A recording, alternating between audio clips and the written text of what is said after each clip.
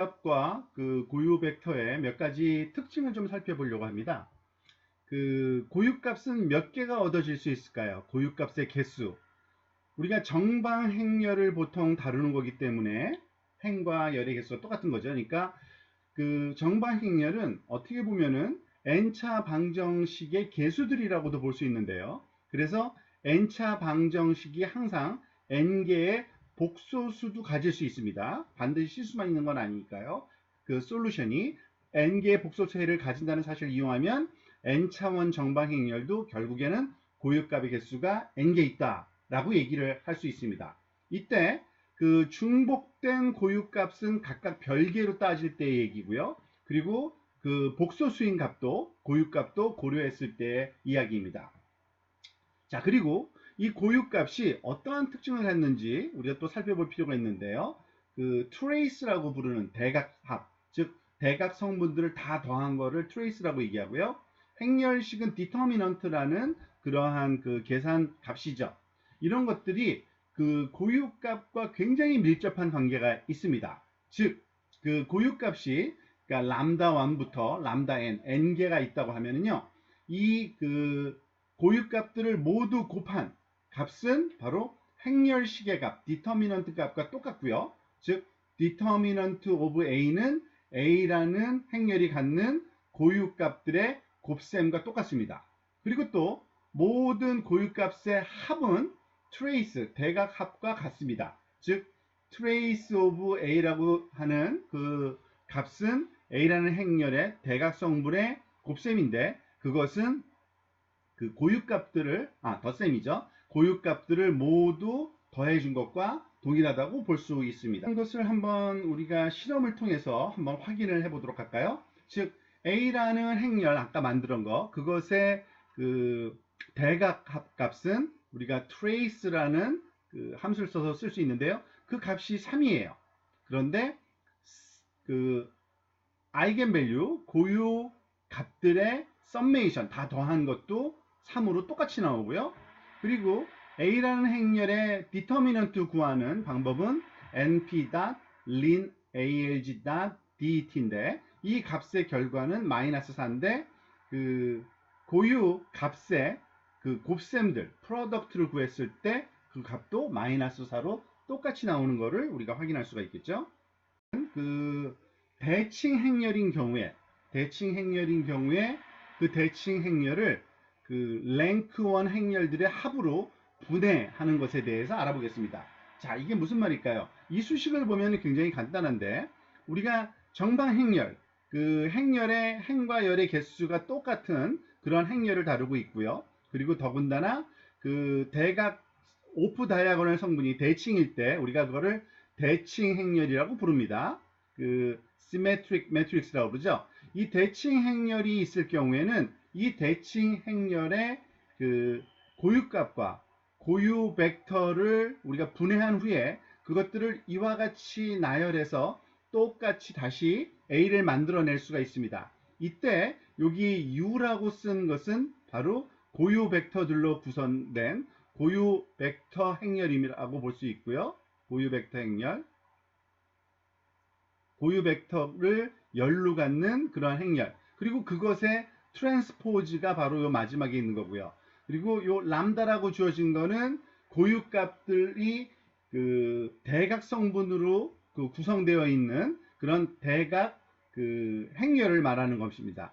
그 밑에 지금 바로 옆에 나와 있으니까 살펴볼게요. 즉 U라는 행렬은 그 고유 벡터 첫 번째 고유 벡터 U1, 두 번째 고유 벡터 U2 해가지고 n개의 고유 벡터가 있겠죠. 그것을 각각 해당 그 열로 하는 그러한 행렬이 되는 거고 그것의 그 전치 상태가 바로 이 우편에 있는 그 U 트랜스포즈라는 요 행렬이 되는 겁니다. 그리고 그 사이에 있는 이 또 다른 정방 행렬은 근데 대각 행렬이죠. 대각 성분만 값이 있는 건데 그것을 람다 1, 람다 2, 즉 그 고유값들이 대각성분으로 주어져 있는 경우입니다. 자, 이 곱셈을 가만히 한번 생각해 봅시다. 이 곱셈을 생각해 보면 우선 앞부분 두 개만 우선 곱셈을 한번 우리가 수행을 한번 해봅시다. 즉 U 곱하기 람다 그렇게 되면 어떻게 됩니까? 사실은 람다1을 u1에 곱해줘야 되고 람다2를 u2에 곱해줘야 되고 각각 해당하는 컴포넌트를 요 곱해준 그러한 또 다른 그 행렬이 만들어지겠죠. 바로 이겁니다. 람다1 u1, 람다2 u2, 람다n un을 연루하는 이와 같은 연루하는 그러한 그 행렬이 만들어지고요. 그리고 이 친구와 이 친구를 곱셈을 수행한다는 건 뭡니까? 당연히 요것 곱하기 요것, 요것 곱하기 요것을 곱한 후에 각각 더해주는 그러한 그 계산을 수행해 보면 어떤 모양이 되냐면요. 이와 같이 n차원의 대칭행렬 A에 대해서 요 그 수식을 전개하면은 이와 같이 됩니다. 람다 i 곱하기 ui 곱하기 ui 트랜스포즈, 즉 i번째 고유값 곱하기 i번째 고유 행렬의 덧 프로덕트에 해당되는 건데 덧 프로덕트가 아니라 그 아우터 프로덕트죠. 하나를 그 연루하고 하나를 행으로 넣는 거니까 요 곱셈을 통해서 근데 요 하나하나가 사실은 행렬의 형태를 띠게 됩니다. 그래서 그것을 우리가 a sub i번째 그 행렬이라고 우리가 얘기를 할 수 있고요. 그 i번째 행렬을 i번째 고유 값을 곱한 후에 모든 그 개수에 대해서 더해준 그 결과와 똑같다. 그래서 이 바로 내용이 앞부분에서는 뭐라고 표현됐었냐면은 이렇게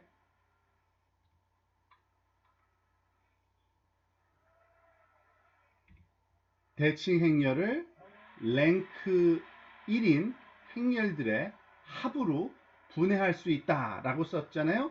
그 얘기가 바로 이와 같은 수식으로 우리가 정리할 수 있다는 얘기를 해주는 겁니다. 우리가 한번 진짜 그 증명을 한번 해봅시다. 계산을 통해서. 이번에는 그 행렬을 좀 다른 거를 하나 가지고 해볼까요?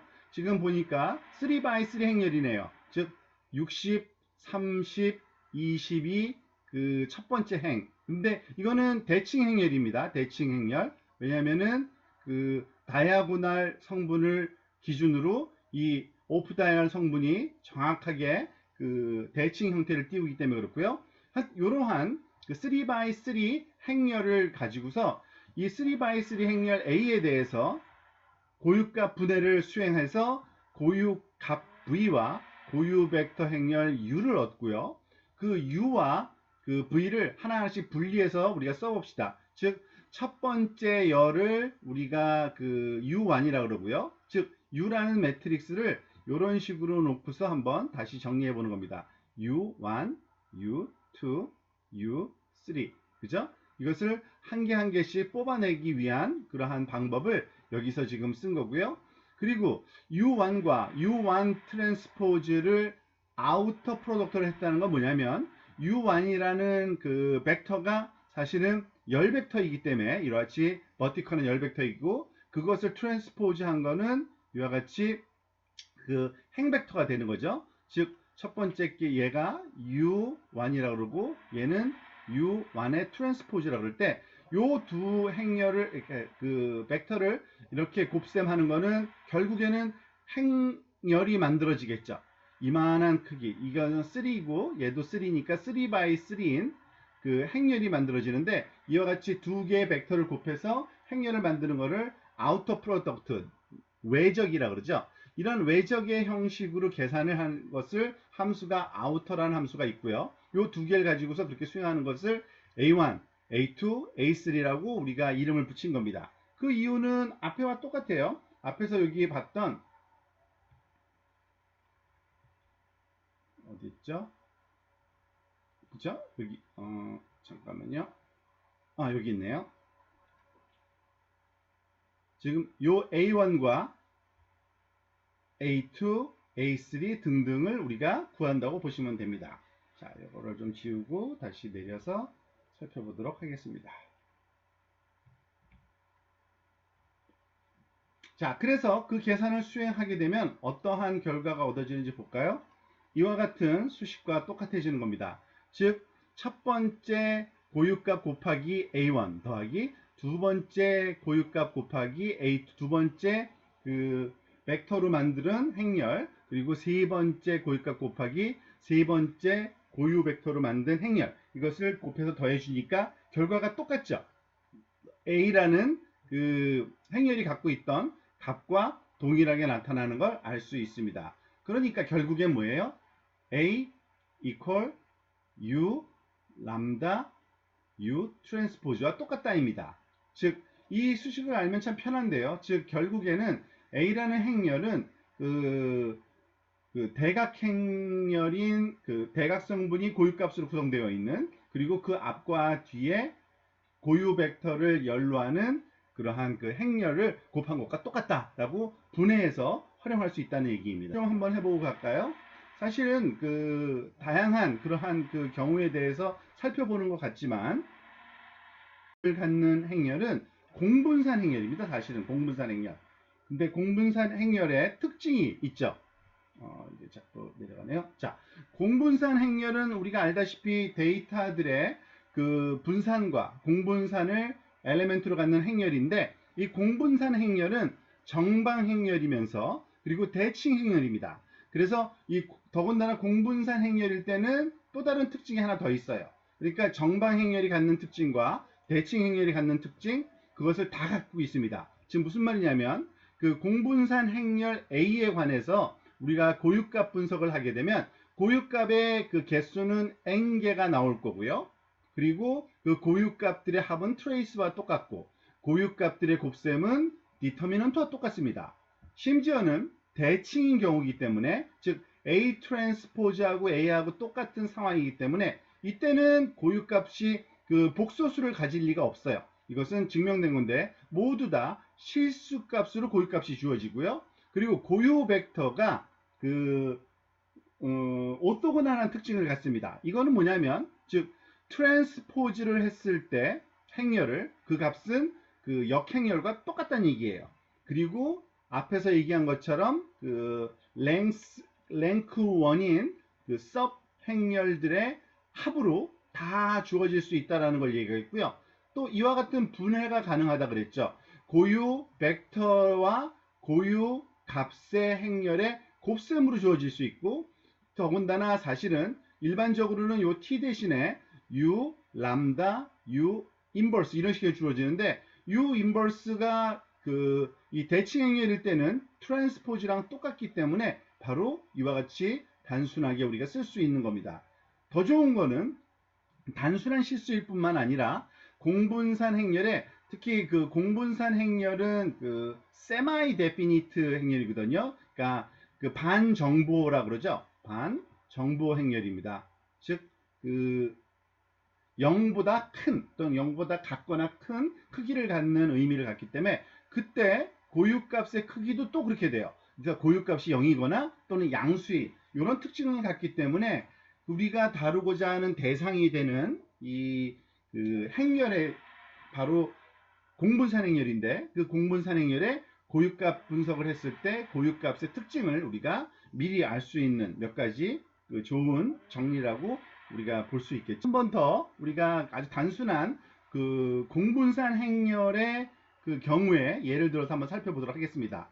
지금 우리가 살펴보고자 하는 그 행렬은 이런 공분산 행렬 2, 3, 3, 1이니까 2, 3, 3, 1 이런 형태니까 당연히 대칭이죠. 그죠? 그리고 정방 행렬이고요. 그러니까 공분산 행렬인 겁니다. 이것의 그 고유값 분석을 한 다음에 고유값과 고유 벡터를 u, 그러니까 각각 v 하고 u라고 놓고요.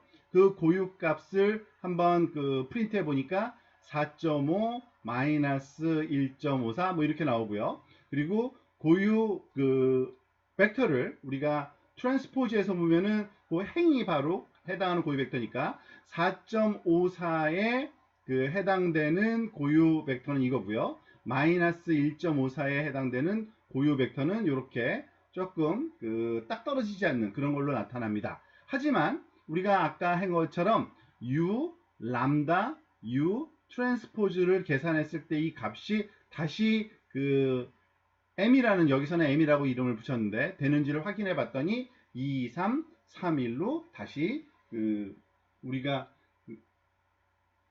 복구가 가능한 것을 알 수가 있습니다. 이와 같은 특징을 갖는 고유값과 고유 벡터를 가지고서 이제 주성분 분석을 어떻게 활용할지에 대한 얘기를 해보도록 하겠습니다.